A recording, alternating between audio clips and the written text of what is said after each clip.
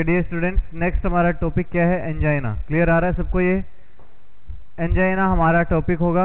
इसके मेडिसिन के बारे में हम लोग क्या करेंगे, आज डिटेल में स्टडी करेंगे। देखो डियर स्टूडेंट्स, एंजाइना क्या होता है? इसका पूरा नाम होता है एंजाइना पेक्टोरिस, कि चेस्ट में पेन होना। क्या होता है? चेस्ट में पेन होना।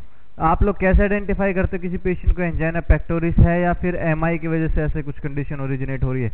तो हमेशा याद रखना, most common cause of MI is angina pectoris. एक ऐसी कंडीशन है जो क्या होती है, एमआई को लीड कर सकती है।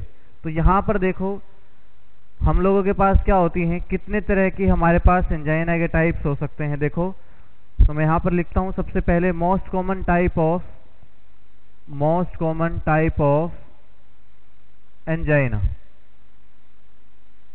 जो एंजाइना है उसके मोस्ट कॉमन टाइप कौन से होते हैं? पहला होता है क्लासिकल एंजाइना, उसके बाद फ्रिंज मेटल, स्पास्टिक, वेजोस्पास्टिक और वेरिएंट एंजाइना। ये क्या होते हैं? इस एंजाइना के अलग अलग टाइप होते हैं। मेन कौन सा होता है? क्लासिकल एंजाइना और फ्रिंज मेटल, दो होते हैं। क्लासिकल एंजाइना किस में होता है? मेल में, फीमेल से ज़्यादा होता है ये। मेल में फीमेल से ज़्यादा होता है ये।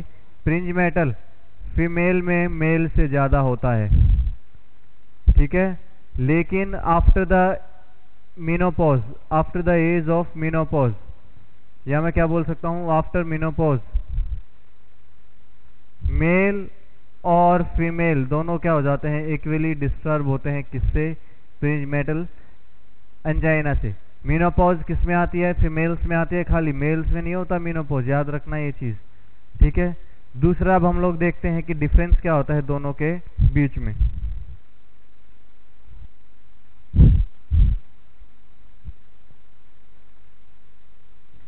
कि दोनों के बीच में क्या डिफरेंस होगा बच्चों, देखो ध्यान से सुनना।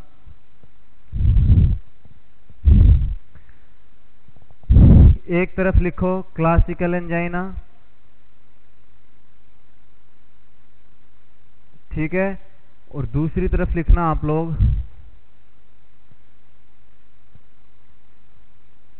Fringe metal वेजोस्पास्टिक variant angina. ठीक है, फ्रिंज मेटल या फिर वेजोस्पास्टिक या फिर वेरिएंट एंजाइना, इनके बारे में आप लोग देखो अब होता क्या है। देखो, सबसे पहले हम लोग देखते हैं क्लासिकल एंजाइना में। मान लो कि कोई ब्लड वेसल है, ठीक है, यहाँ पर क्या हो जाता है, कोई ना कोई कोलेस्ट्रॉल, लिपिड वगैरह, कैल्शियम वगैरह जो यहाँ पर डिपॉजिट हो जाते हैं। ठीक है, अगर यहाँ पर कुछ ना कुछ ऐसी चीज़ें कोई डिपॉजिट हो जाती हैं तो मैं क्या बोल सकता हूँ, यहाँ पर अगर यहाँ पर ये कंडीशन अगर कहीं पर आ जाए तो मतलब यहाँ पर क्या हो गया बच्चों? एथेरोस्क्लेरोसिस। क्या हो गया अब यहाँ पर? एथेरोस्क्लेरोसिस की कंडीशन यहाँ पर जनरेट हुई है, जिसकी वजह से आगे की तरफ O2 का लेवल क्या हो जाएगा? डिक्रीज हो जाएगा। एथेरोस्क्लेरोसिस अगर यहाँ पर हो जाता है तो क्या होता है बच्चों, ध्यान से देखना। एथेरोस्क्लेरोसिस में पेशेंट अगर नॉर्मल वर्क करता है तो कोई भी इफेक्ट नहीं आता। No effect in heart, sorry on heart. तो वहां पर हार्ट पे क्या होता है? कोई भी इफेक्ट नहीं आता। अगर मैं नेक्स्ट की बात करता हूं आप लोगों से, इफ रनिंग, एक्सरसाइज, अगर ये सब चीजें इज परफॉर्म्ड, अगर ये परफॉर्म वगैरह की जाती हैं बच्चों किसके थ्रू? अगर पेशेंट इसको परफॉर्म करता है तब क्या हो जाता है? एक्सर्जन। क्या होता है? एक्सर्शन होता है। वहां पर O2 की डिमांड क्या हो जाती है? वहां पर बढ़ जाती है। अगर O2 की डिमांड बढ़ेगी तो हमारा हार्ट पे क्या हो जाता है? वर्कलोड बढ़ जाता है। हार्ट पे क्या होगा? वर्कलोड इंक्रीज हो जाएगा। और ऑलरेडी वहां पर क्या है बच्चों? ऑक्सीजन की सप्लाई कम है, but O2 supply is decreased. तो क्या होगा बच्चों? वहां से उसको सीवियर चेस्ट पेन होना स्टार्ट हो जाएगा। क्या होगा उसको? सीवियर चेस्ट पेन उसको होना स्टार्ट हो जाएगा। यहाँ पर क्या बोला मैंने कि नॉर्मल वर्क अगर करता है पेशेंट तो वहां पर इफेक्ट इतना हार्ट पे नहीं आता, उसको नहीं पता चलता। लेकिन अगर वो भागना स्टार्ट कर दे, एक्सरसाइज करना स्टार्ट कर दे, सीढ़ियों पे अगर वो चढ़ना वगैरह स्टार्ट कर दे, तो वहां पर क्या होगा बच्चों, दिख रहा है सबको, वहां पर क्या होगा, एक्सर्शन ज्यादा होगा, O2 की डिमांड बढ़नी स्टार्ट हो जाएगी। लेकिन आगे की तरफ क्या हो रहा है, ऑक्सीजन आगे की तरफ नहीं आ पा रही है, तो इसकी वजह से क्या होगा, वहां पर O2 की सप्लाई कम होगी, जिसकी वजह से क्या हो जाता है, वहां पर सीवियर चेस्ट पेन होने लग जाएगा। क्या होगा, वहां पर सीवियर चेस्ट पेन स्टार्ट हो जाएगा। जिसके बाद मैं आप लोगों को बोल सकता हूं, ये मेन किस में मिलता है ज्यादा, मेल में। किस में ज्यादा होता है, मेल में, फीमेल से ज्यादा होता है। या मैं क्या बोल सकता हूं, मोस्ट रिस्की कौन होता है इसमें, मेल। ये भी आप लोग याद रखना। नेक्स्ट अगर मैं इसमें आप लोगों को बोलता हूं तो क्या होता है बच्चों, दूसरा इंपॉर्टेंट याद रखना,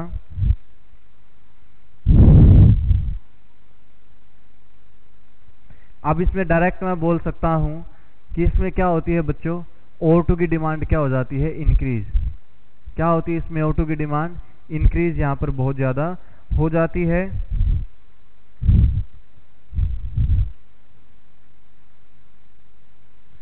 अब पेशेंट ने क्या किया था, रनिंग करनी स्टार्ट की थी, एक्सरसाइज वगैरह करनी स्टार्ट की थी, तो अब पेशेंट को क्या है, require more oxygen, require more oxygen. तो पेशेंट को बोल दो, तो यहां से डायरेक्ट आप लोग क्या बोल सकते हो, advise the patient to rest, advise the patient to rest. जैसे ही पेशेंट रेस्ट करेगा, O2 डिमांड क्या हो जाएगी, कम हो जाएगी।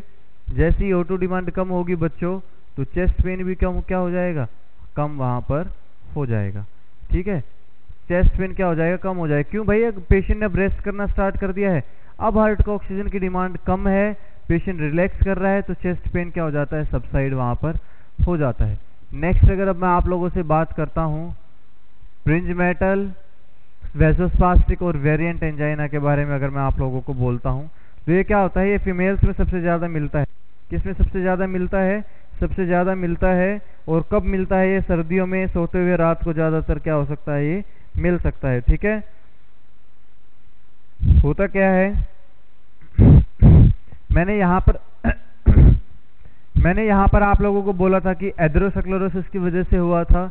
लेकिन अगर मान लो यहां पर ये दो ब्लड वेसल्स हैं, यहां पर क्या हो जाती है, इनकी अगर हार्डनिंग हो जाए, क्या हो जाती है, बाहर से जब प्रेशर इस पे पड़ना स्टार्ट हो जाए, क्या हो जाए, यहां से जब बाहर से प्रेशर इन ब्लड वेसल्स पे पड़ना स्टार्ट हो जाए, तो यहां पर क्या हो सकता है बच्चों, देखो ध्यान से देखना आप लोग, यहां पर कैल्शियम का डिपोजिशन हो जाता है। क्या हो जाएगा, यहां पर कैल्शियम डिपोजिशन होगा। अगर कैल्शियम का डिपोजिशन होगा तो इसे प्रेशर लगाएगा, तो ये कैसी हो जाती है, आर्टरी होगी या फिर वेन जो होंगी वो कैसी हो जाएंगी बच्चों, पूरी हार्ड हो जाएंगी। तो मैं क्या बोल सकता हूं, यहां पर तो पेन क्या हुआ था, पेन ड्यूरिंग एम्बुलेशन। यहां पे क्या कर रहा था, पेन, पेशेंट को पेन कब हो रहा था, वर्किंग कंडीशन के टाइम पे, पेन ड्यूरिंग वर्किंग कंडीशन। लेकिन यहां पर क्या होता है, पेशेंट को pen during rest, pen during rest. Rest के टाइम पे क्या होता है, पेशेंट को पेन ज्यादा होता है। कब होगा, विंटर में होगा, सर्दियों में, सर्दियों में क्या होता है, हमारी ब्लड वेसल सिकुड़ जाती हैं। दूसरा, at sleeping time, sleeping time, या फिर मैं क्या बोल सकता हूं, नाइट टाइम हमारा सोने का होता है, तो रात को भी हम लोग क्या होता है, ये ऐसी कंडीशन देखने को मिल सकती है। इसको क्या बोल दिया जाता है बच्चों, एंजियोग्राफिकल पेन। इसका दूसरा नाम क्या बोला जाता है, चेस्ट पेन का। यहां पर चेस्ट पेन कब हुआ, रेस्ट पे हुआ। इस चेस्ट पेन को जो रेस्ट के टाइम पे होता है उसको क्या बोला जाता है, एंजियोग्राफिकल पेन बोला जाता है। यहां पर ये किस में ज्यादा मिलता है बच्चों, फीमेल में ज्यादा मिलता है as compare to male. After 45 years of age, जब 45 ईयर्स की एज हो जाएगी किसी फीमेल की, तो वहां पर मेल और फीमेल दोनों में बराबर के केस देखने को मिल सकते हैं। किसके, प्रिंजमेटल, वेसोस्पास्टिक और वेरिएंट एंजाइना के। ठीक है, तो यहां पर मैं क्या बोल सकता हूं आप लोगों को, जैसे ही पेन क्या होगा, चलते हुए जब रेस्ट के टाइम पे पेन होता है, तो यहां पर आप लोग क्या करते हो, advise the patient to walk, advise the patient to walk, walk करेगा, मोर ब्लड सप्लाई आएगी, मोर ब्लड सप्लाई, ऑक्सीजन क्या हो जाएगी, इंक्रीज, O2 सप्लाई क्या हो जाएगी बच्चों, वहां पर इंक्रीज हो जाती है। ये आप लोग याद रखना। एक में तो क्या हुआ था कि यहां पर O2 सप्लाई क्या हो गई थी, कम हुई थी, O2 सप्लाई क्या हुई थी, कम हुई थी, लेकिन O2 डिमांड क्या हो गई थी, यहां पर बढ़ गई थी। O2 डिमांड क्या हुई थी, यहां पर बढ़ गई थी। यहां पर O2 डिमांड क्या करनी, हमें पेशेंट की कम करनी पड़ेगी एक टाइम पे आने के बाद, क्योंकि पेशेंट का पेन क्या हो गया, नॉर्मल हो गया, तो O2 डिमांड क्या करनी पड़ेगी, यहां पर हमें कम करनी पड़ती है। ठीक है, तो मैं क्या बोल सकता हूं यहां पर, अब दो कंडीशंस हमारे पास आती हैं। देखो बच्चों कि क्या होता है, सीधा सा सोचने वाला काम क्या होगा हमारे पास, उसके बाद हम लोग मेडिसिन के बारे में स्टार्ट करेंगे। आई थिंक आप लोगों को इतना समझ में आया होगा एंजाइना के बारे में।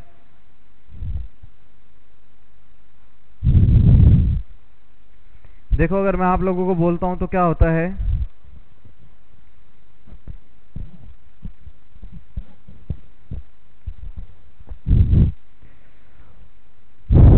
किसी पेशेंट को क्या करना है, डिक्रीज्ड O2 डिमांड।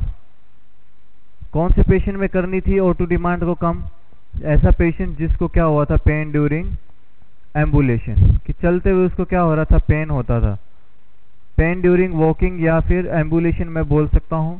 तो आप लोग यहां पर क्या कर सकते हो बच्चों, advise the patient to rest, advise the patient to rest. मान लो कि मैं कहीं गली से जा रहा था अपने घर की तरफ और मेरा घर 100 मीटर दूर रह गया है, और वहां से मेरे को क्या होगा, चेस्ट पेन होना स्टार्ट हो गया। अब मुझे वहीं पर रेस्ट करना है, वहीं पर बैठ जाना है, मैं वहां से 100 मीटर का एरिया कवर नहीं करूंगा, क्योंकि और भी ज्यादा सीवियर कंडीशन हो जाएगी और बहुत ज्यादा O2 की डिमांड बढ़नी स्टार्ट हो जाएगी वहां पर। ठीक है, O2 की डिमांड अगर बढ़नी स्टार्ट हो जाएगी तो हमारे हार्ट पे क्या होगा, वर्कलोड बढ़ेगा, चेस्ट पेन और हो जाएगा। पेशेंट को वहीं बिठा दो, ऑक्सीजन की डिमांड को कम कर दो। ठीक है, पेशेंट रेस्ट करेगा, ऑक्सीजन की डिमांड क्या हो जाएगी, कम हो जाएगी। Advise the patient to rest. Next मैं बोल सकता हूं, जी क्लियर नहीं आ रहा है यार आप लोगों को,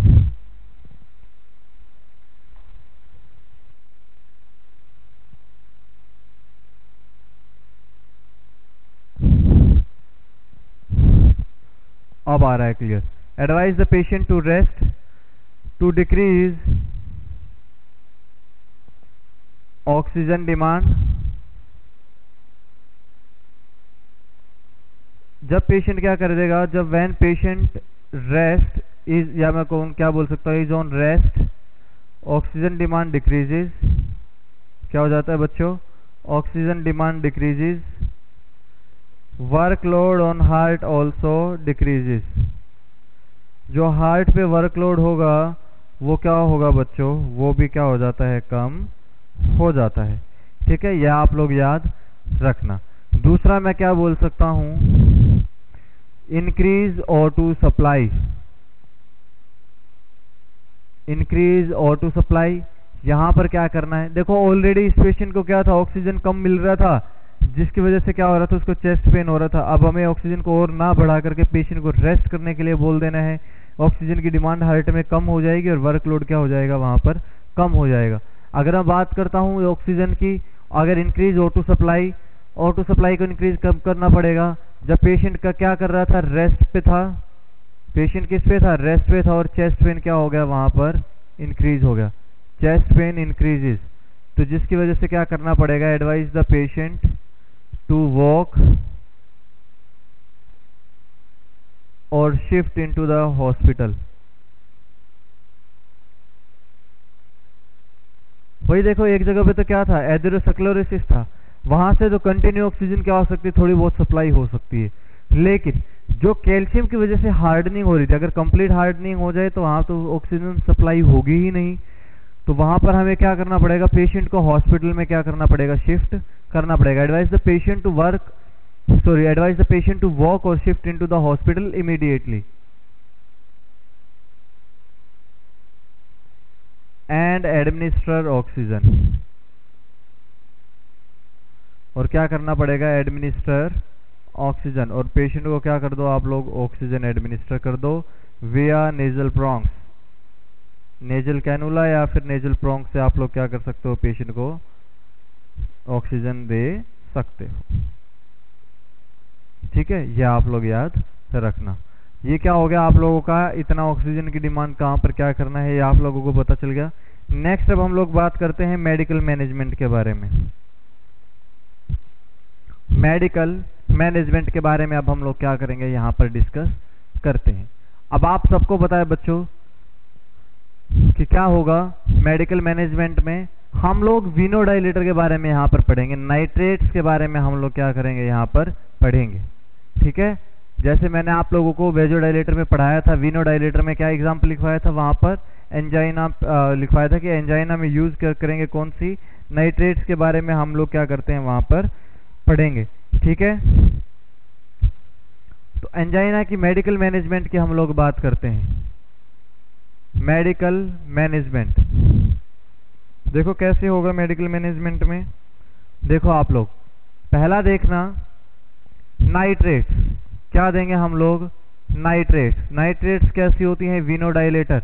अब सबको पता है बच्चों विनोडाइलेटर क्या करता है, मैं ऑलरेडी बता चुका हूं आप लोगों को, ये क्या करता है, प्रीलोड को क्या करता है, decrease the preload, decrease the preload.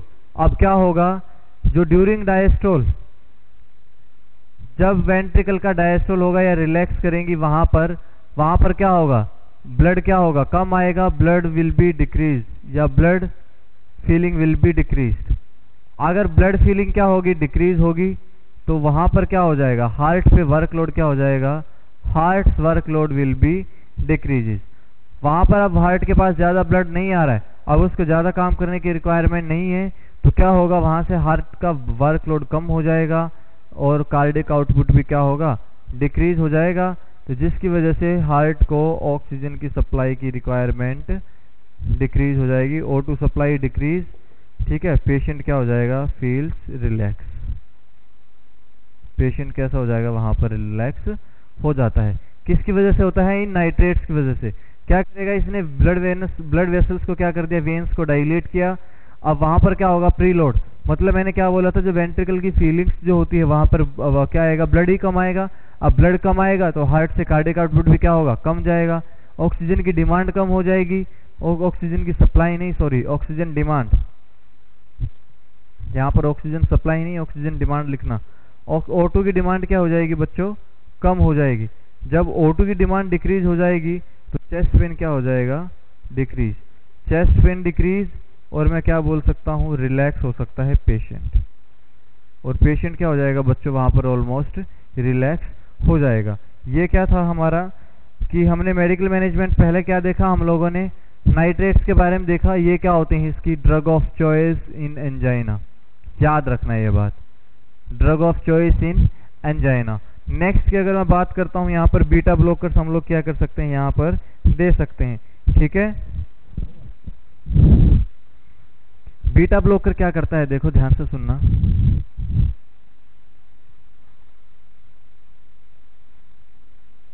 Beta blockers अभी तक हम लोगों ने पढ़ा नहीं है, लेकिन फिर भी मैं आप लोगों को पढ़ाऊंगा। देखो बीटा ब्लॉकर्स ये क्या करता है बच्चों, देखो बीटा रिसेप्टर क्या कर रहा था, पॉजिटिव आइनोट्रोपिक इफेक्ट दिखाता था, मतलब हार्ट रेट को बढ़ाता था। बीटा ब्लॉकर कर दिया, बीटा को ब्लॉक कर दिया रिसेप्टर को, तो यहाँ पर हार्ट रेट को क्या करेगा बच्चों, ये डिक्रीज करेगा। तो इसका मतलब क्या होगा, ऑक्सीजन सप्लाई को भी क्या करेगा, यहाँ पर ये कम कर देगा। ऑक्सीजन डिमांड, सॉरी माफ करना, क्या करेगा ये, हार्ट रेट डिक्रीज होने के बाद क्या कर देता है, ये ऑक्सीजन की डिमांड को क्या कर देगा, कम कर देगा, डिक्रीज्ड O2 डिमांड। भैया जब हार्ट रेट की ही कम हो गई हार्ट की, तो उसको फंक्शनिंग करने के लिए भी क्या होगी, कम ऑक्सीजन की रिक्वायरमेंट होगी, डिक्रीज O2 डिमांड। और हमें पता था कि हमने किस में किया था ऑक्सीजन की डिमांड को कम, क्लासिकल एंजाइना में।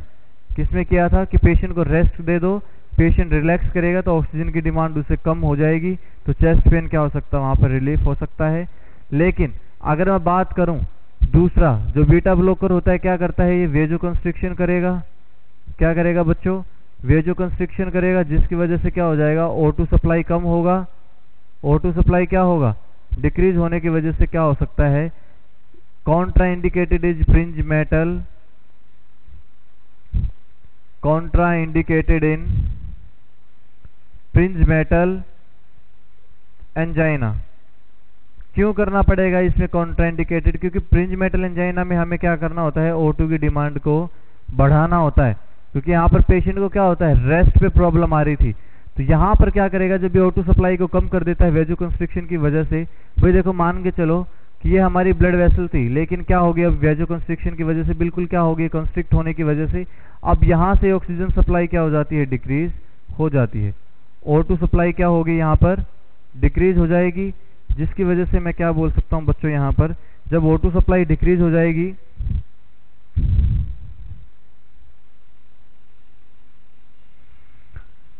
O2 सप्लाई डिक्रीज होगी, पेशेंट को और भी वर्स कंडीशन यहाँ पर हो जाएगी फ्रिंज मेटल एंजाइना में। तो मैं क्या बोल सकता हूँ, नेवर गिव बीटा ब्लॉकर इन, नेवर गिव बीटा ब्लॉकर्स इन फ्रिंज मेटल हो गया, फ्रिंज मेटल, या फिर वेरिएंट बोलो, या फिर इसका दूसरा नाम क्या आता है बच्चों, वेजोस्पास्टिक एंजाइना।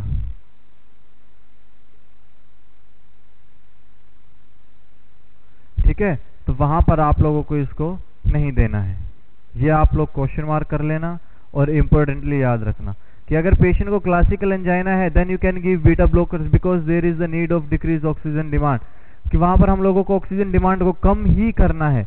ठीक है, लेकिन यहाँ पर क्या है, ऑक्सीजन की डिमांड को बढ़ाना था, लेकिन यहाँ तो सप्लाई कम आ रही है, तो क्या हो जाएगा, ऑक्सीजन की डिमांड को इंक्रीज करने की बजाय कम कर देगा, तो इसलिए इसको कॉन्ट्राइंडिकेट करना वेजोकंस्ट्रिक्शन की केस में।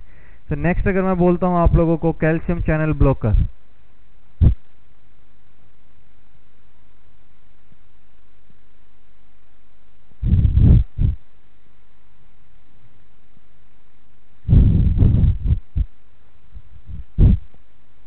देखो बच्चों कैल्शियम चैनल ब्लॉकर क्या करता है, आप लोगों ने 2 कैल्शियम चैनल ब्लॉकर्स के बारे में पढ़ा था। ठीक है, देखो क्या होता है कैल्शियम चैनल ब्लॉकर में, अगर मैं बात करता हूं non DHP calcium channel blocker, non DHP calcium channel blocker, पहली मेडिसिन कौन सी यूज कर ली हम लोगों ने, नाइट्रेट्स, इसके बारे में अभी हम डिटेल से पढ़ेंगे थोड़ी देर में। दूसरा हम लोगों ने बात की बीटा ब्लॉकर्स की, किसकी बात की बच्चों, बीटा ब्लॉकर्स की। तीसरी बात करते हैं कैल्शियम चैनल ब्लॉकर की, जो कैसा होता है, non DHP calcium channel blocker होता है, जो यहाँ पर हम लोगों ने किसके बारे में पढ़ा था, 2 के बारे में पढ़ा था, एक तो पढ़ा था वीरेपैमिल के बारे में और दूसरा पढ़ा था डिल्टियाजिम के बारे में। तो ये दोनों क्या कर रहे थे बच्चों, हार्ट रेट को कम करने का काम करते थे। ये देखो ध्यान से सुनना, अगर ये हार्ट रेट को कम करते हैं तो ये हार्ट के वर्कलोड को क्या कर रहे हैं, डिक्रीज करते हैं। हार्ट के वर्कलोड को अगर इन्होंने क्या किया, कम कर दिया, ध्यान से सुनना, हार्ट के वर्कलोड को क्या कर दिया इन्होंने, कम कर दिया। तो यहां से क्या होगा, जब हार्ट के वर्कलोड को इन्होंने कम किया तो ऑक्सीजन की डिमांड भी क्या हो जाएगी, वहां पर कम हो जाएगी। ऑक्सीजन की डिमांड क्या होगी, कम होगी। तो इसको हम लोग कहां पर यूज कर सकते हैं, यूज इन क्लासिकल एंजाइना। कहां पर यूज कर सकते हैं बच्चों, क्लासिकल एंजाइना में यूज कर सकते हैं। लेकिन ध्यान से सुनना, अब यहां पर ऑक्सीजन की डिमांड को क्या कर दिया इन्होंने, कम कर दिया, लेकिन जो फ्रिंज मेटल एंजाइना था वहां पर तो क्या है, वहां पर तो ऑक्सीजन की डिमांड को बढ़ाना है। तो मैं क्या बोल सकता हूं आप लोगों को, Contra indicated in fringe metal angina. Fringe metal बोलो, वेजोस्पास्टिक बोलो, या फिर क्या बोल सकते हो आप लोग, वेरिएंट एंजाइना। वहां पर क्या होता है, ये नहीं देना है, कॉन्ट्राइंडिकेटेड है, because in fringe metal angina there is need of increased oxygen supply, increased oxygen supply।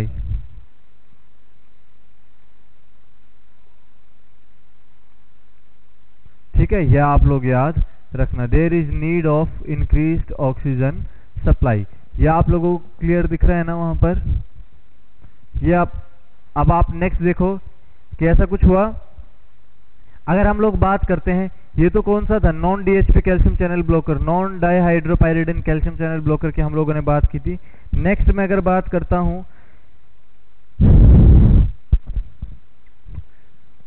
DHP calcium channel blocker की, डीएचपी कैल्शियम चैनल ब्लॉकर की, निकार्डिपिन, निमोडिपिन, निफेडिपिन और एम्लोडिपिन, ये क्या करते हैं, हार्ट रेट को इंक्रीज कर देते हैं। डीएचपी कैल्शियम चैनल ब्लॉकर क्या करते हैं बच्चों, इंक्रीज हार्ट रेट, तो क्या करेंगे, O2 डिमांड को क्या कर देंगे, बढ़ा देंगे। O2 डिमांड इंक्रीज, तो हम लोग क्या कर सकते हैं, workload on heart also increase, जो हमारा हार्ट होगा उस पे भी क्या होगा, वर्कलोड बच्चों इंक्रीज हो जाएगा। तो मैं क्या बोल सकता हूं इन तीनों कंडीशन में, इन तीनों कंडीशन में मैं क्या बोल सकता हूं कि हार्ट रेट इंक्रीज हुई, ऑक्सीजन डिमांड इंक्रीज कर दी, वर्कलोड आल्सो इंक्रीज। तो देखो ये इसको हम लोग एंजाइना में नहीं यूज करते, do not use in angina, do not use in angina. आप हम लोग इसको क्या नहीं कर सकते, एंजाइना में यूज नहीं कर सकते, ये इंपॉर्टेंटली आप लोग याद रखना, ठीक है।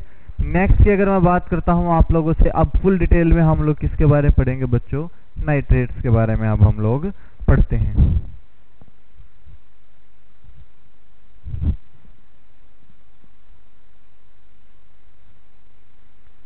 तो नेक्स्ट हेडिंग डाल लेना आप लोग, use of nitrates in angina, use of nitrates in angina, कैसे एंजाइना में नाइट्रेट्स का यूज आता है, कितने इसके टाइप्स होते हैं, ठीक है, कैसे कैसे इसको हम लोग यूज कर सकते हैं।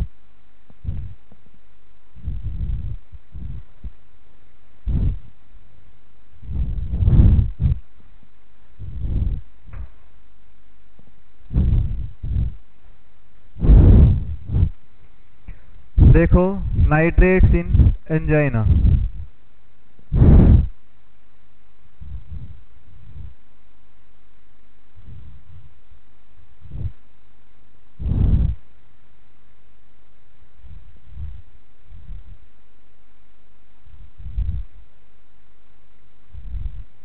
नाइट्रेट्स इन एंजाइना, तो पहला देखो ये ग्रीन कलर दिख रहा है ना, पहला देखो क्या आता है, आइसोसोर्बाइड मोनोनाइट्रेट, दूसरा आता है आइसोसोर्बाइड डाइनाइट्रेट, क्या बोल सकता हूं इसको, IMN, इसको क्या बोल सकता हूं, IDN। थर्ड वन क्या आता है हमारे पास, ग्लिसराइल ट्राइनाइट्रेट, ट्राइनाइट्रेट, ठीक है।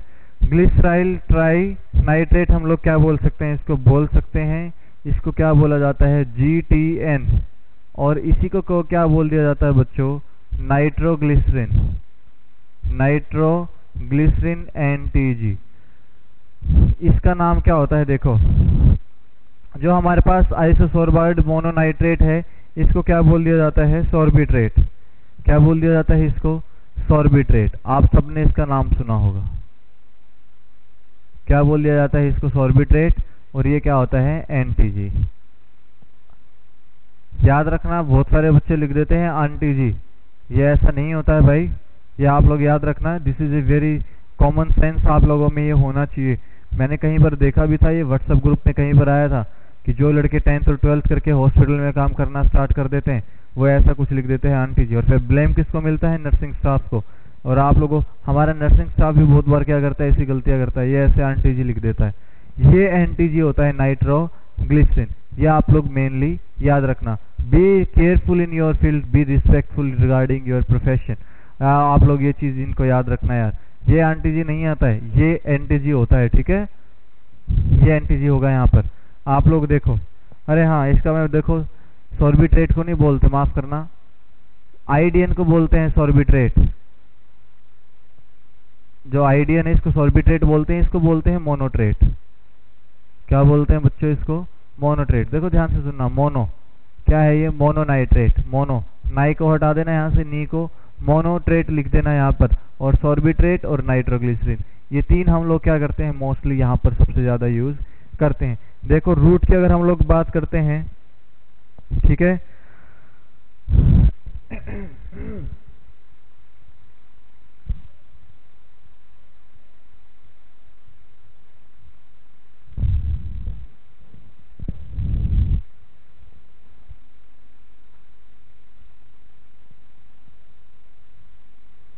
अब इनके नेक्स्ट हम लोग बात करते हैं रूट की, कि कौन कौन सा रूट हम लोग फॉलो कर सकते हैं। देखो सबसे पहले हम लोग बात करते हैं नाइट्रेट्स की।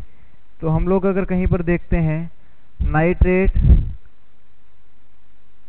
Are given sublingually in case of acute angina pectoris condition। acute angina condition लिख लो डायरेक्ट। अगर कहीं पर acute angina की कंडीशन आ जाए तो वहां पर सबसे पहले किस रूट से आप लोग देते हो मेडिकेशन, सबलिंगुअल रूट से वहां पर प्रोवाइड करते हो। रुको यार मैं इसमें इंक डाल देता हूं थोड़ी।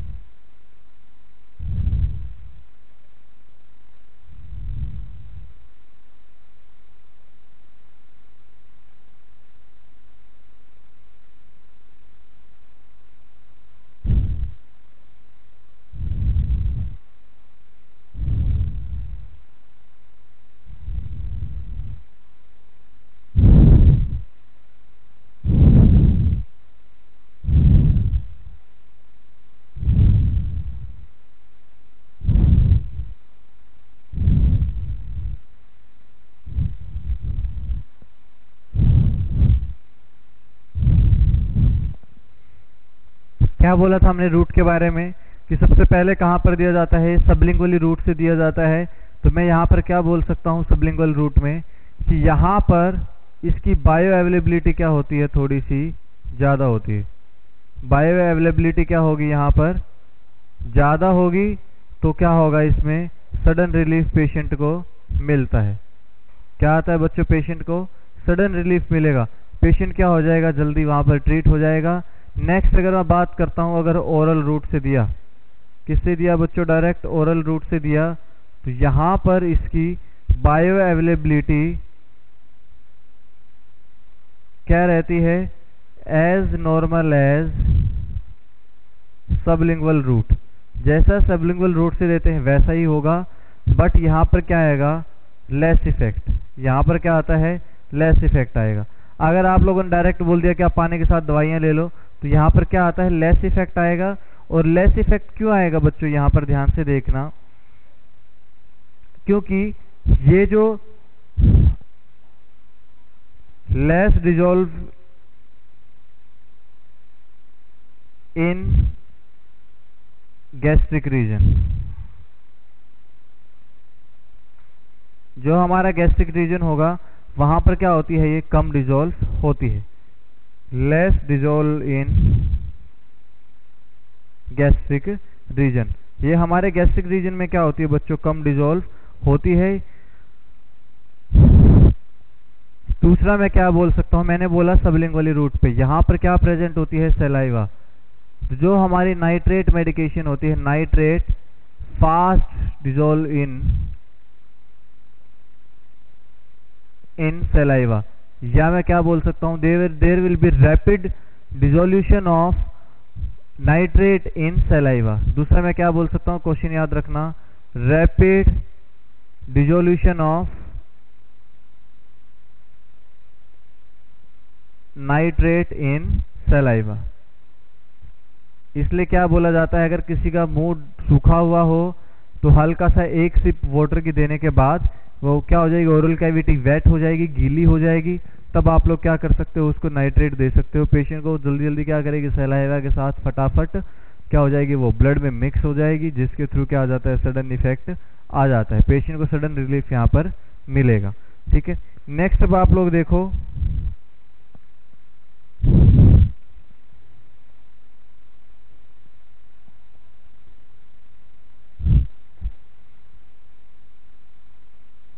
अगर एक्यूट कंडीशन की आप लोग बात करते हो,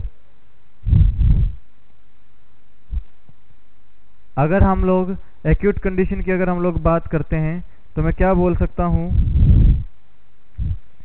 जो आईडीएन और जीटीएन मतलब सोर्बिट्रेट और nitroglycerine more effective in acute condition, in acute condition. देखो आईडीएन तो क्या था, सोर्बिट्रेट, क्या था बच्चों, ये सोर्बिट्रेट मेडिकेशन थी, और जीटीएन क्या थी, नाइट्रोग्लिसरीन। नाइट्रोग्लिसरीन को कहाँ दिया जाता है, हॉस्पिटल में। कहाँ यूज करते हैं, हॉस्पिटल में यूज करते हैं। और सोर्बिट्रेट को कहाँ पर यूज करते हैं, एट होम। तो मैं लिख सकता हूं, इन एक्यूट एंजाइना, अगर कहीं पर एक्यूट एंजाइना की कंडीशन आ जाए तो वहां पर, जो अगर मैं घर की बात करता हूं तो वहां पर ड्रग ऑफ चॉइस क्या होती है, वहां पर ड्रग ऑफ चॉइस रहती है सोर्बिट्रेट थ्रू सबलिंगुअल रूट। कौन से रूट के थ्रू, सबलिंगुअल रूट के थ्रू, एसएल रूट याद रखना। दूसरा अगर मैं बात करता हूं हॉस्पिटल में, कि हॉस्पिटल में क्या होता है बच्चों, देखो ध्यान से सुनना, हॉस्पिटल में ड्रग ऑफ चॉइस क्या रहती है हमारी, drug of choice is nitroglycerine, nitroglycerine रहती है, या फिर क्या बोल सकते हैं हम लोग, एनटीजी, या फिर ग्लिसरील ट्राई नाइट्रेट।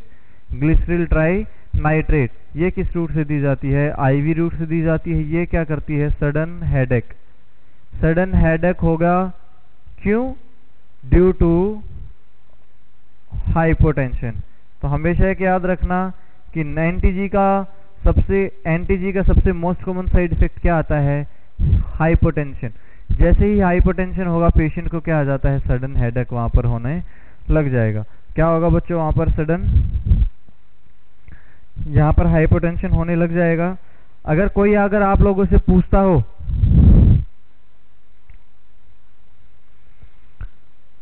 कि which route is not available for nitrate medication,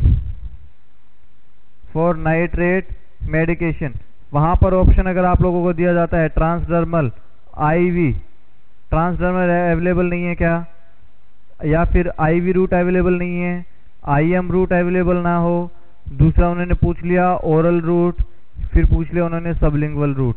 देखो यार इसमें सभी हम लोगों ने पढ़ लिए, ट्रांसडर्मल हमने नहीं पढ़ा अभी तक, इंट्रामस्कुलर नहीं पढ़ा। ध्यान देना, ट्रांसडर्मल इसका पैच अवेलेबल होता है, कौन सा, ट्रांसडर्मल इसका पैच अवेलेबल होता है, लेकिन आईएम इसकी कोई भी मेडिकेशन अवेलेबल नहीं होती। तो मैं क्या बोल सकता हूं कि जो नाइट्रेट मेडिकेशन है उसको हम लोग आईएम रूट के थ्रू वहां पर प्रोवाइड पेशेंट को नहीं कर सकते। So that's why I can say that the nitrate will never be provided through the IM route to a particular patient who is suffering with acute condition of angina pectoris। यह आप लोग याद रखना। Next अगर मैं आप लोगों से बात करता हूं,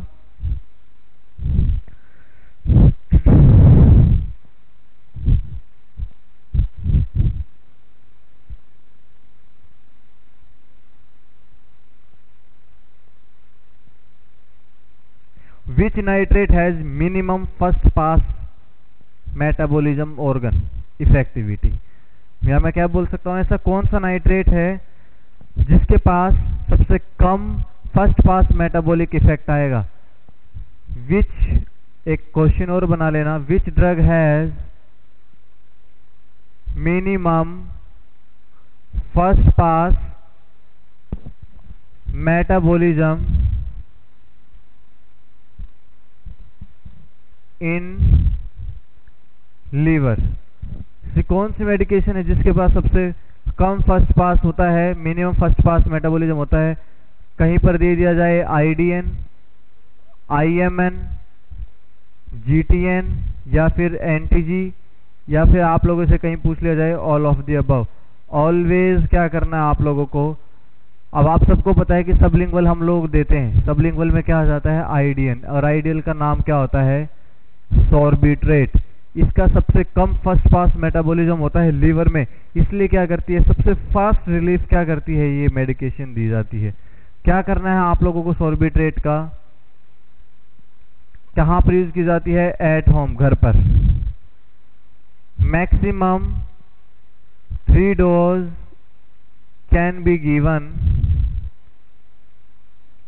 आफ्टर 5 मिनट ऑफ इंटरवल। कितने कितने मिनट के इंटरवल पे आप लोग कर दे सकते हो इस मेडिसिन को? 5 मिनट के इंटरवल पे आप लोग इस मेडिसिन को दे सकते हो घर पे। फर्स्ट मेडिसिन दी 0 मिनट पे, कितने मिनट पे दी? 0 मिनट पे अगर आप लोगों ने दी। जो सेकंड मेडिसिन दोगे वो कितने मिनट पे दोगे आप लोग? 5 मिनट पे दोगे। और जो थर्ड मेडिकेशन दोगे बच्चों, वो क्या करना है आप लोगों को? 10 मिनट पे आप लोग दोगे। अगर पेशेंट को still is not in relief, still not relief, अगर अभी तक कोई भी रिलीफ नहीं मिला है, immediately shift into the hospital, immediately shift into the hospital.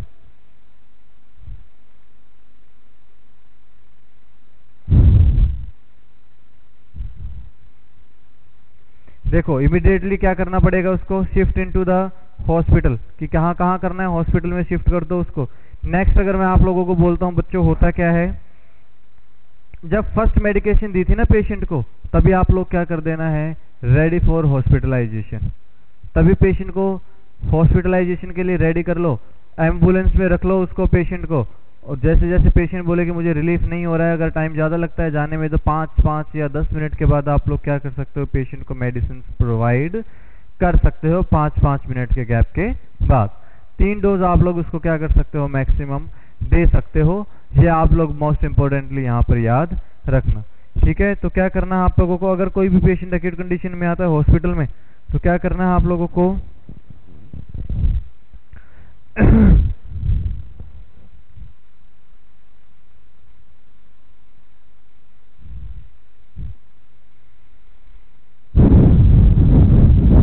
इतना समझ में आया कि हमने पेशेंट को कहां पर शिफ्ट कर दिया? तभी हॉस्पिटल में शिफ्ट कर दिया। या फिर मैं क्या बोल सकता हूं? देखो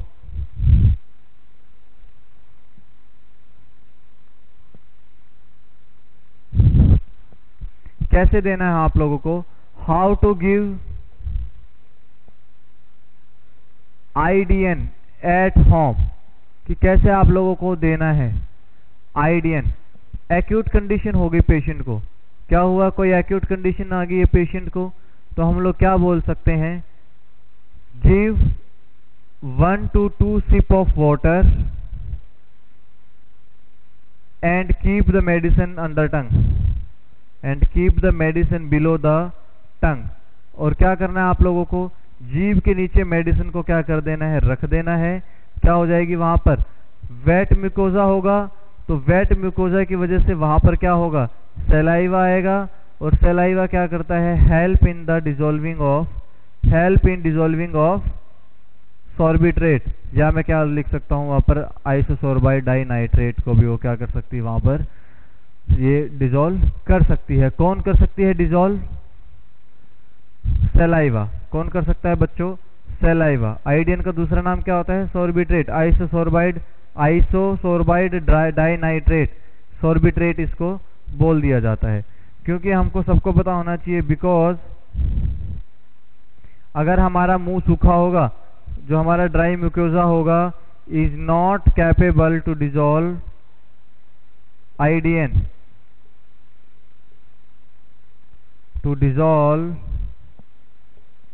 आईडीएन, वो हमारे क्या कर सकता है?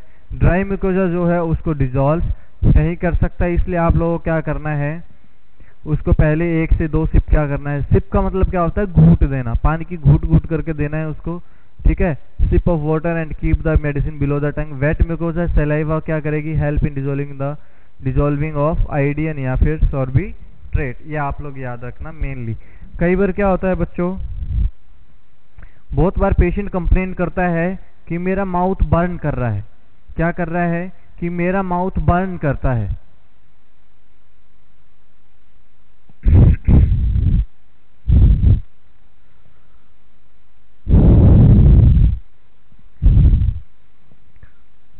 Patient complaint of mouth burning, कि उसका मुंह थोड़ा बहुत क्या कर रहा है, ऐसा लग रहा है कि उसका मुंह जल रहा हो। ये कैसी होती है बच्चों, इट्स नॉर्मल कंडीशन। ये क्या है, it is a normal condition. ये एक नॉर्मल कंडीशन है। याद रखना, जितना भी नाइट्रेट की नई पैकिंग होगी, new packing of iodine will cause more mouth burning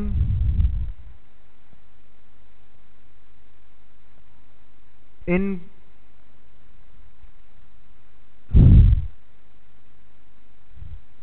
as compared to, लिखो, as compared to old packing of medicine, as compared to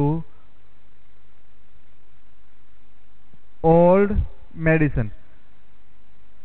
कि भाई जो सोर्बिट्रेट की जो नई पैकिंग होगी, जो आइसोसोर्बाइड डाइनाइट्रेट है जिसका दूसरा नाम सोर्बिट्रेट है, उसकी जो न्यू पैकिंग होगी उसमें क्या होगी, हमें माउथ बर्निंग ज़्यादा होगी।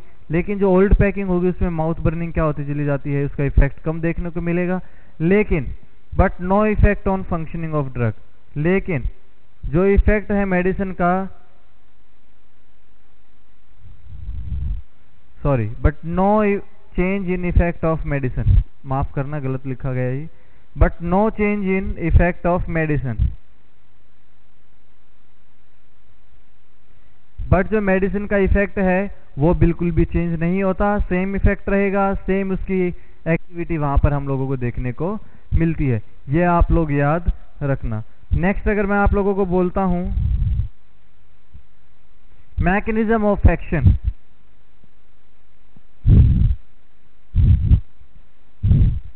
कि इसका मैकेनिज्म ऑफ एक्शन कैसे आता है बच्चों, ध्यान से देखना। मैंने आप लोगों को पहले ही बोला था ये क्या होते हैं बच्चों, दीज आर वीनोडाइलेटर। कैसे होते हैं ये, वीनोडाइलेटर। ठीक है, वीनोडाइलेटर होते हैं ये। सो दैट्स वाई क्या बोल सकता हूं,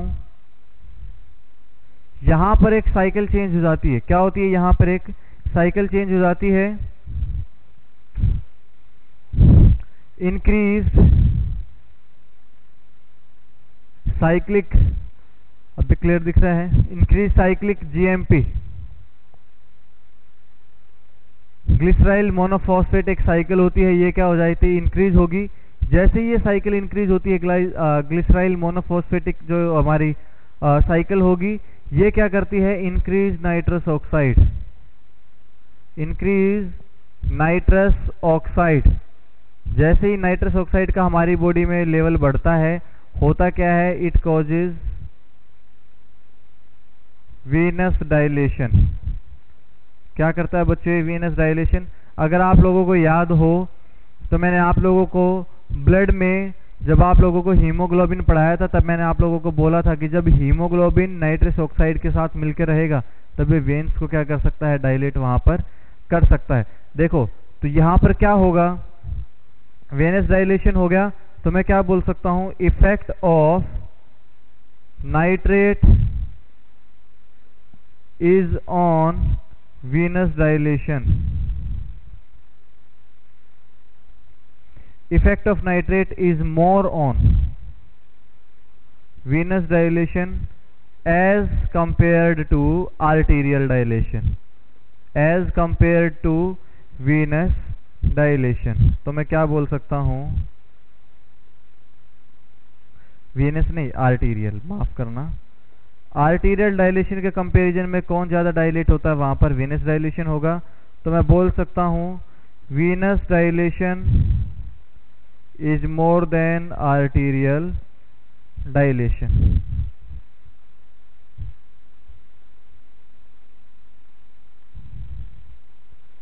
आर्टेरियल डायलेशन से क्या होगा, ज्यादा हो जाएगा। ये आप लोग यहाँ पर स्पेशली याद रखना। अब हम लोग बात करते हैं साइड इफेक्ट की। किसकी बात करेंगे बच्चों, साइड इफेक्ट की बात करेंगे, ठीक है। सबसे पहले क्या आता है, हेडेक। क्या आता है सबसे पहले, हेडेक। क्लियर है ये वीडियो?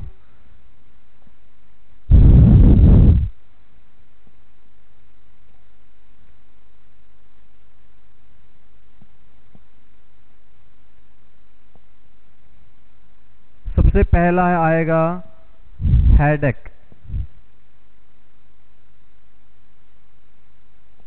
देखो बच्चों क्यों करेगा ये हेडेक, जब भी वीनस डायलेशन होगा, क्या होगा, जब वीनस डायलेशन होगा तो मोर ब्लड सप्लाई टू ब्रेन, क्या हो जाएगी वहां पर, ब्लड सप्लाई के लिए ब्रेन में ब्लड सप्लाई ज्यादा जाएगी, तो वहां पर क्या होगा, ब्लड कंजेशन इंक्रीजेस। क्या होगा बच्चों, वहां पर ब्लड कंजेशन इंक्रीजेस। अगर ब्लड कंजेशन जैसा ज्यादा हो जाएगा तो ब्रेन में क्या होगा, ब्रेन हैवीनेस। क्या होगा बच्चों, ब्रेन हैवीनेस। जब ब्रेन हैवीनेस होगा जिसकी वजह से क्या बोल सकते हैं हम लोग, लाइट हेडेक। क्या होगा, लाइट हेडेक होगा। दूसरी अगर मैं बात करता हूं आप लोगों से, हाइपोटेंशन। क्या होगा बच्चों, हाइपोटेंशन। पहले तो क्या था कि हमारी कोई जैसे इस तरीके से कोई ब्लड वेसल थी, आगे से क्या हो रही थी, बिल्कुल नैरो हो रही थी, तो यहाँ पर ब्लड प्रेशर क्या हो गया था, बहुत ज्यादा बढ़ रहा था। यहाँ पर ब्लड प्रेशर क्या हो रहा था बच्चों, बहुत ज्यादा बढ़ता हुआ दिखाई दे रहा था। तो हम लोग क्या बोल रहे थे कि यहाँ पर तो बीपी बहुत ज्यादा बढ़ा हुआ है। अब जैसे ही क्या होगा, यहाँ से इसने वेजोडाइलेशन कोज किया, इन्होंने क्या कर दिया, वेजोडाइलेशन कोज किया। अब आगे की तरफ ब्लड क्या हो जाएगा, बढ़ना स्टार्ट हो जाएगा और स्ट्राइकिंग क्या हो जाएगी इसके ऊपर, कम हो जाएगी। तो मैं क्या बोल सकता हूं कि पेरिफेरल रेजिस्टेंस क्या हो जाएगा, डिक्रीज। पेरिफेरल रेजिस्टेंस जब डिक्रीज होगा तो बीपी क्या हो जाता है बच्चों, डिक्रीज हो जाएगा। बीपी भी क्या हो जाएगा, डिक्रीज हो जाएगा। तो यहाँ पर क्या करना है, मॉनिटर बीपी। तो सबसे पहले आप लोगों को क्या करना पड़ेगा, मॉनिटर ब्लड प्रेशर। ये आपका नर्सिंग मैनेजमेंट का एक इम्पोर्टेंट पॉइंट है कि सबसे पहला पॉइंट क्या आएगा, मॉनिटर बीपी। ठीक है, मॉनिटर बीपी। नेक्स्ट हमारा साइड इफेक्ट क्या आता है,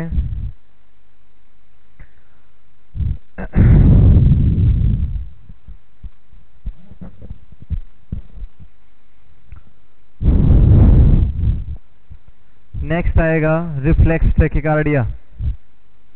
रिफ्लेक्स टैकिकार्डिया, देखो भाई क्या होगा, जब ब्लड प्रेशर कम हो गया, इसका मतलब सिस्टमिक सर्कुलेशन में ब्लड कम जाएगा, तो हार्ट क्या करेगा, कॉन्ट्रैक्शन करने स्टार्ट कर देगा। देखो reflex tachycardia, third side effect, ध्यान से सुनना है इसको कैसे होगा। मैं एक एक आप लोगों को पॉइंट समझा रहा हूं, यहां पर अच्छे से देखते जाना। रिफ्लेक्स टैकिकार्डिया में क्या होगा, व्हेन बीपी डिक्रीजेस, जब बीपी कम होगा बच्चों, तो सिस्टमिक सर्कुलेशन में फ्लूइड क्या होगा, फ्लूइड डिक्रीज्ड इन सिस्टमिक सर्कुलेशन, या फिर मैं क्या बोल सकता हूं वहां पर, oxygen demand decreases, oxygen level क्या होगा, डिक्रीज हो जाएगा। टू कंपनसेट ऑक्सीजन डिमांड, तो वहां पर जब हार्ट के वहां पर कंपनसेट करने के लिए ऑक्सीजन को, कि ऑक्सीजन डिमांड अब हम लोगों को क्या करनी है, बढ़ानी है। टू कंपनसेट ऑक्सीजन डिमांड, अब ऑक्सीजन डिमांड वहां पर हमें क्या करनी पड़ेगी, सिस्टमिक सर्कुलेशन में बढ़ानी पड़ेगी। Heart begins to contract fast, heart begins to contract fast, but इतना नहीं होगा, स्लाइटली, ज्यादा नहीं करता है, स्लाइटली करेगा। इसलिए क्या बोला जाता है, not a risk, not a big risk, या फिर मैं क्या बोल सकता हूँ, not a risky factor. Not a risky factor बोलो या साइड इफेक्ट बोलो, ये कोई रिस्क साइड इफेक्ट नहीं है। जैसे अगर आप लोग छोड़ दोगे तो पेशेंट क्या हो जाएगा, वहां पर उसका टैकिकार्डिया कंडीशन क्या हो सकती है, वहां पर रिलैक्स हो सकती है। ये आप लोग मेनली याद रखना। ठीक है। नेक्स्ट की अगर मैं आप लोगों से बात करता हूं सेरिब्रल हाइपोक्सिया, क्या होगा बच्चों वहां पर? सेरिब्रल हाइपोक्सिया होगा। क्यों होगा सेरिब्रल हाइपोक्सिया? ध्यान से देखो, सेरिब्रल हाइपोक्सिया का क्या रीजन होगा बच्चों? या फिर मैं क्या बोल सकता हूँ, हाइपोपरफ्यूजन भी वहां पर क्या कर सकता हूँ। पहला मैं फोर्थ देखो, पहला साइड इफेक्ट क्या था? हेडेक हुआ, दूसरा हाइपोटेंशन हुआ, तीसरा क्या हुआ हमारे पास? Reflex tachycardia. फोर्थ वन क्या आता है? Cerebral hypoxia. सेरिब्रल हाइपोक्सिया बोलो, या फिर आप लोग नेक्स्ट पॉइंट क्या बोल सकते हो सेरिब्रल हाइपोक्सिया के साथ में? सॉरी माफ करना, वर्टिगो, चक्कर वगैरह आ सकते हैं, या फिर हाइपोपरफ्यूजन। क्या बोल सकते हैं हम लोग? हाइपोपरफ्यूजन। कि जो सेल और टिश्यू थे वहां पर परफ्यूजन क्या हो गया है? बिल्कुल कम हो गया है। वहां पर पेशेंट क्या हो सकता है? रिलैक्स, सॉरी पेशेंट को क्या हो सकता है? अनकॉन्शियस वगैरह वो वहां पर हो सकता है। देखो कैसे होगा, ध्यान से सुनना बच्चों। ब्लड फ्लो क्या हो गया था? यहां पर डिक्रीज हुआ था। Blood flow decreases, blood supply decreases to heart. Blood supply क्या हो गई थी बच्चों? डिक्रीज हो गई थी। कहां पर? हार्ट में। Blood supply decreases to heart. Next अगर मैं आप लोगों से बात करता हूं क्या होती है, अगर blood supply decreases to heart होगा तो ब्लड सप्लाई ब्रेन में भी क्या होगी? कम होगी। Blood supply decreases to brain, तो वहां पर क्या हो जाएगा? ऑक्सीजन लेवल क्या होगा? डिक्रीज। टिश्यू इम्परफ्यूजन होगा, वहां पर क्या होगा? Tissue imperfusion. Patient will B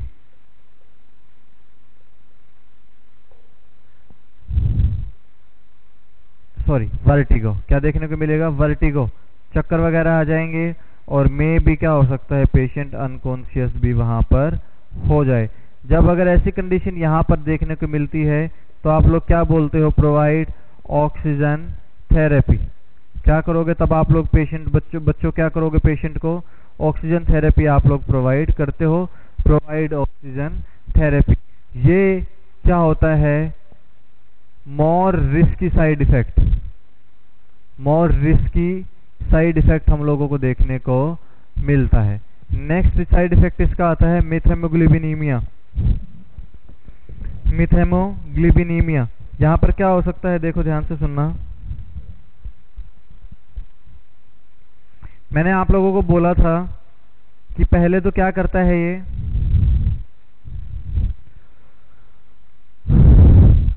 चार साइड इफेक्ट के बारे में हम लोगों ने पढ़ लिया।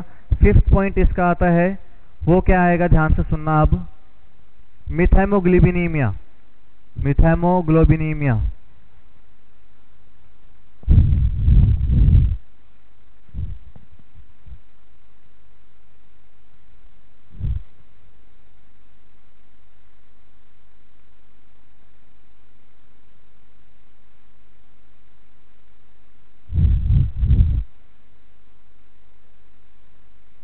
देखो क्या होता है, ब्लड में मिथेमोग्लोबिन का कम हो जाना। ब्लड में मिथेमोग्लोबिन का क्या हो जाना? डिक्रीज मिथेमोग्लोबिन इन ब्लड, कम हो जाना।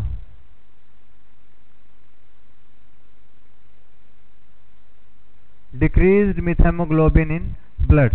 तो मैं क्या बोल सकता हूं, जब कहीं पर ऐसी कंडीशन आ जाए तो यहां पर हम लोग इसको कहां पर यूज कर सकते हैं? Can be used in cyanide toxicity. Can be used in cyanide toxicity. क्यों? ये जो मिथेमोग्लोबिन होता है ये क्या कर सकता है? Can release some oxygen in blood. Can release some oxygen in blood, जिसकी वजह से हम लोग क्या बोल सकते हैं वहां पर? सम ऑक्सीजन लेवल इंक्रीजेस। वहां पर O2 लेवल क्या हो जाता है बच्चों? सम O2 लेवल इंक्रीजेस। सम O2 लेवल इंक्रीजेस। तो मैं क्या बोल सकता हूं, ये क्या कौन सा इफेक्ट आता है इसका? मिथेमोग्लोबिनीमिया। ठीक है, लेकिन हमें क्या करना है? वो ऑक्सीजन के लेवल को बढ़ाना नहीं होता सब जगह पर भी, इसलिए मैंने क्या बोल दिया? मिथेमोग्लोबिनीमिया। ब्लड में क्या हो जाना, मीथाइमोग्लोबिन का लेवल आ जाना। नेक्स्ट अगर मैं बोलता हूं, ये ड्रग का क्या आ सकता है, टैकोफाइलेक्सिस इफेक्ट। दूसरा मैं क्या बोल सकता हूं, टैकोफाइलेक्सिस इफेक्ट। टैकोफाइलेक्सिस इफेक्ट।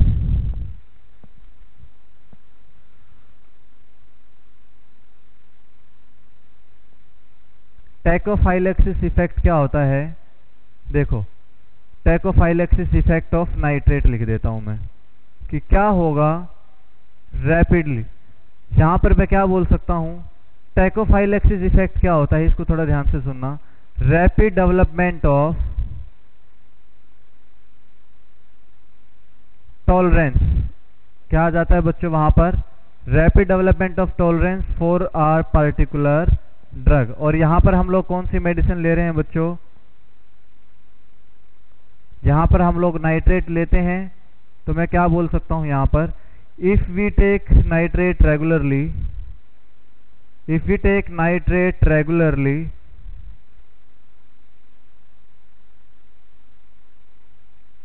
क्या होगा, its effect will be decreased, its effect decreases. क्या हो जाएगा, इसका इफेक्ट क्या हो जाएगा बच्चों, कम हो जाता है। इसलिए क्या बोला जाता है इसको, टैकोफाइलेक्सिस इफेक्ट ऑफ ड्रग। अगर मैं आप लोगों को बोलता हूं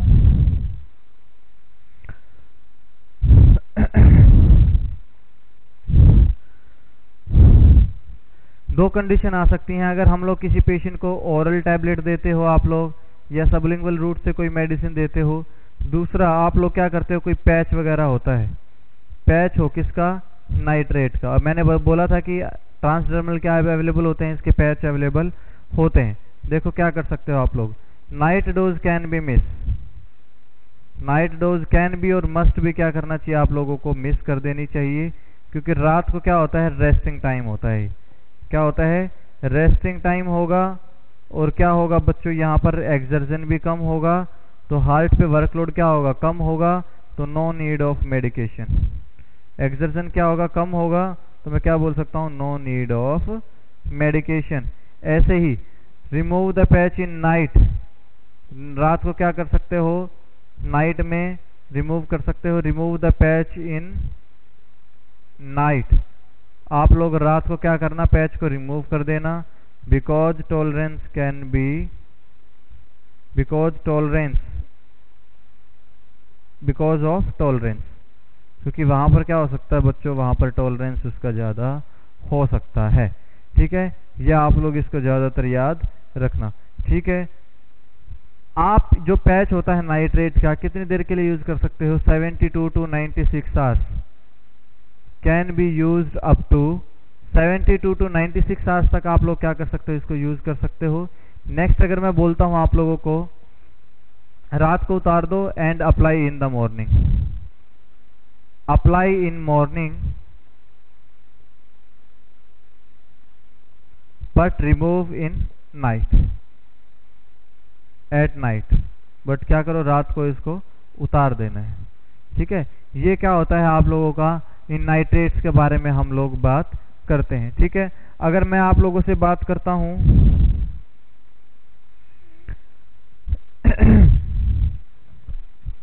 अगर हम अदर ट्रीटमेंट की बात करते हैं, अदर ट्रीटमेंट ऑफ एंजाइना, और भी बहुत अच्छी ड्रग्स आजकल मार्केट में अवेलेबल हो गई हैं। कौन कौन सी आती हैं देखो,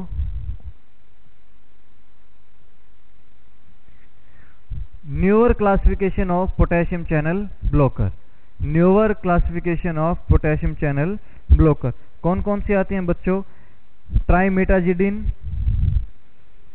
अदर ड्रग्स फॉर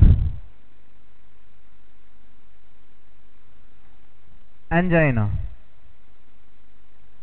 जो अदर ड्रग्स आती हैं एंजाइना के लिए, और कौन कौन सी होती हैं, पहले पोटेशियम चैनल ब्लॉकर, या मैं क्या बोल सकता हूं, कौन सी मेडिसिन होती हैं ये, न्यू मेडिसिन होती हैं। कैसी होती हैं, न्यू मेडिसिन होंगी बच्चों। पहले कौन सी होती है, ट्राइमेटाजिडिन,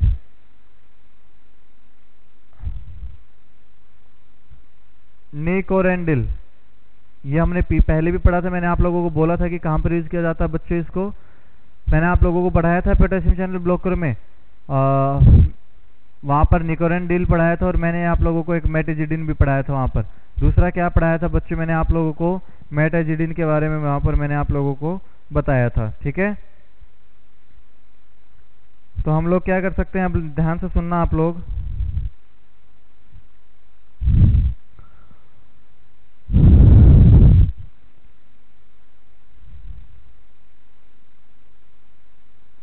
देखो, दो मेडिसिन ये होगी। एक मैंने आप लोगों को बोला था मिनॉक्सिडिल, सॉरी माफ करना, मिनॉक्सिडिल, वो वहां पर हमने किस लिए यूज की थी, हेयर फॉर यू, गंजेपन को दूर करने के लिए उसको यूज किया था। थर्ड वन एक मेडिसिन आती है बच्चों रोनालाजिन, क्या आती है, रोनालाजिन। इसके फंक्शन को हम लोग बाद में पढ़ते हैं। एक बात ध्यान से सुनो, जो हमारा हार्ट है, ध्यान से सुनना है एक आप लोग जनरल चीज, हार्ट क्या करता है, गेट्स एनर्जी। कहां से एनर्जी लेता है ये, थ्रू प्यूफा, थ्रू प्यूफा। क्या होता है, पॉली अनसैचुरेटेड फैटी एसिड। कहां से एनर्जी लेता है ये, poly unsaturated fatty acid, poly unsaturated fatty acid से ये एनर्जी लेता है। दूसरा अगर मैं आप लोगों को बोल सकता हूं, यहां पर एथेरोस्क्लेरोसिस की कंडीशन अगर हो जाए, क्या हो जाए बच्चों, एथेरोस्क्लेरोसिस की कंडीशन अगर यहां पर आ जाती है, तब क्या हो जाता है, वहां पर फैटी डिपोजिशन ज्यादा हो जाएगा और ऊपर से हार्ट क्या कर रहा है, प्यूफा से ही ले रहा है, जो कैसा है, फैटी एसिड है वहां पर।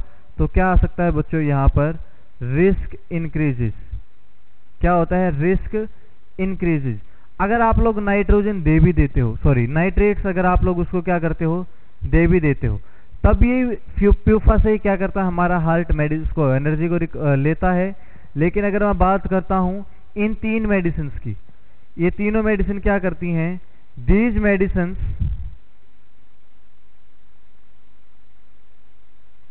Change the source of energy. जो सोर्स ऑफ एनर्जी है हार्ट का, उसको क्या कर देती हैं बच्चों, ये चेंज कर देती हैं। तो मैं डायरेक्ट क्या बोल सकता हूं, नाउ हार्ट टेक्स और receives it's energy from glucose, energy from, direct लिखो पहले कार्बोहाइड्रेट, माफ करना, किससे लेगा अपने पहले ये एनर्जी, कार्बोहाइड्रेट से लेगा। और कार्बोहाइड्रेट से भी क्या करेगा बच्चों, ये ग्लूकोज से अपनी एनर्जी लेना स्टार्ट कर देगा। जब ये ग्लूकोज से एनर्जी लेना स्टार्ट कर देगा तो क्या हो जाएगा, no effect on heart and patient will be, और पेशेंट क्या हो जाएगा वहां पर,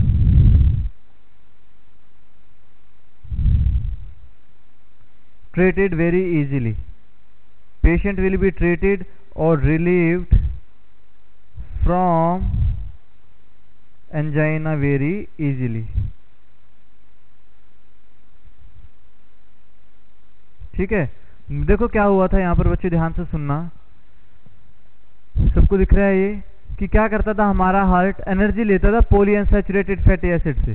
किससे एनर्जी लेता था वो, पॉली अनसैचुरेटेड फैटी एसिड से वो अपनी एनर्जी लेता था। अब ऑलरेडी वहां पर एथेरोस्क्लेरोसिस हो चुका है, जहां पर फैटी डिपोजिशन हुआ था, और फिर से हार्ट क्या कर रहा है, उसी से एनर्जी ले रहा है, ज्यादा लेवल बढ़ता चला जाएगा और हार्ट में प्रॉब्लम हो सकती है। इसलिए आप लोग क्या कर सकते हो, जो अदर ड्रग है एंजाइना में, पोटेशियम चैनल ब्लॉकर में जो न्यू मेडिसिन आती है, निकोरेंडिल, ठीक है, निकोरेंडिल, ट्राइमेटाजिडिन और रोनालाजिन, ये तीन मेडिसिन आप लोग क्या कर सकते हो, यूज कर सकते हो। जो हार्ट का सोर्स ऑफ एनर्जी होता है उसको क्या कर देता है, ये चेंज करके क्या करेगा, ग्लूकोज को वहां पर ट्रांसफर कर देगा। जब ये ग्लूकोज को वहां पर ट्रांसफर करता है तो हार्ट क्या करेगा, ग्लूकोज से अपनी एनर्जी लेगा, तो हार्ट पे कोई बैड इफेक्ट आएगा नहीं, पेशेंट क्या हो जाएगा, अर्ली रिकवर कर जाता है, किससे, एंजाइना से अर्ली रिकवर कर जाएगा। ठीक है,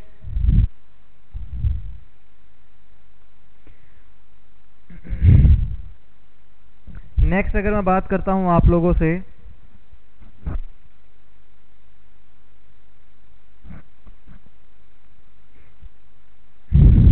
एक कंडीशन और आती है बच्चों, ये सब हो गया।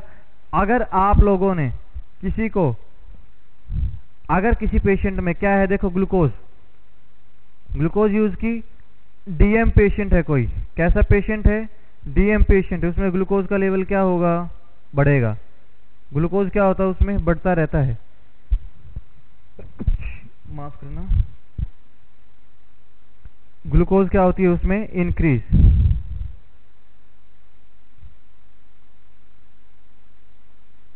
और उसको क्या है, एंजाइना की प्रॉब्लम है, तब आप लोग वहां पर क्या दोगे, गिव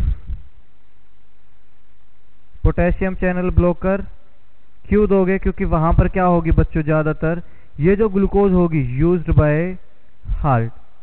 अब हार्ट ने क्या कर लिया, ग्लूकोज को यूज कर लिया, जितना ज्यादा हार्ट ने ग्लूकोज को यूज किया, अब क्या होगा, शुगर वाले पेशेंट में ग्लूकोज का लेवल कम हो जाएगा और पेशेंट क्या हो जाएगा, वहां पर ठीक हो सकता है काफी हद तक। दूसरा देखो आप लोग,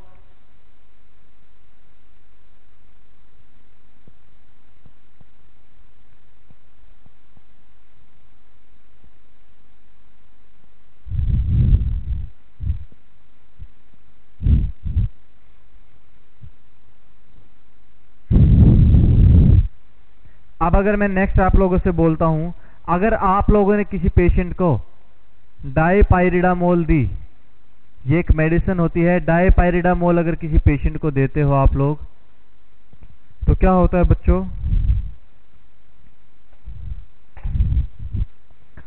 ये क्या करती है, cause coronary artery seal phenomena. देखो क्या होता है इसका मतलब, कोरोनरी आर्टरी सील फिनोमिना का मतलब क्या है, फॉर एग्जांपल कि ये हमारी क्या थी, कोई कोरोनरी आर्टरी थी, क्या थी ये, कोई कोरोनरी आर्टरी थी बच्चों, ठीक है। अब ब्लड फ्लो कर रहा था यहां पर, क्या करता था ये, ब्लड फ्लो करता था, ये तो हमारा क्या करता था, अदर ऑर्गन्स को चला जाता था ब्लड, किसको जा रहा था, अदर ऑर्गन्स को जा रहा था, ऊपर भी अदर ऑर्गन्स को जा रहा था। लेकिन यहां पर क्या हो रहा था बच्चों, ये हार्ट को ट्रांसफर कर रही थी, किसको ट्रांसफर कर रही थी, हार्ट को ट्रांसफर कर रही थी। अब आप लोगों ने डायपाइरिडामोल दिया, ये वेन क्या हो जाती है, कॉन्स्ट्रिक्ट हो जाएगी, ये आर्टरी क्या हो जाएगी, यहां से कॉन्स्ट्रिक्ट हो जाएगी। अब ब्लड क्या होगा, हार्ट के पास कम जाएगा, तो यहां पर क्या होगा, अब ये कॉन्स्ट्रिक्ट होगी। इफ आर्टरी बिकम कॉन्स्ट्रिक्टेड,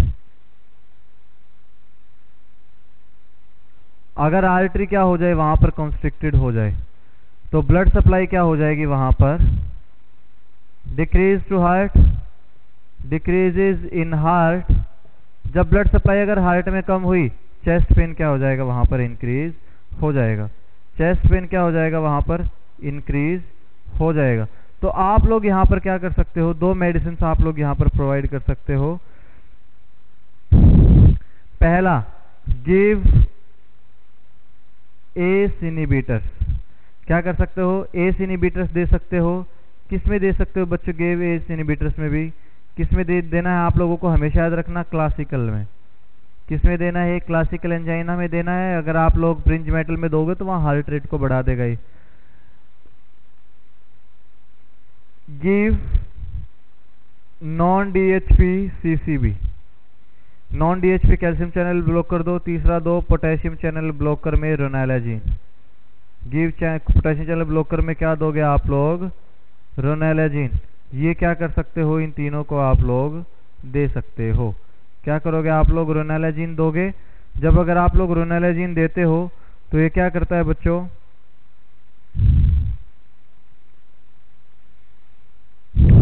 ये रोनालाजिन क्या कर देगा, यहां से इसको क्या कर देगा, डायलेट कर देगा।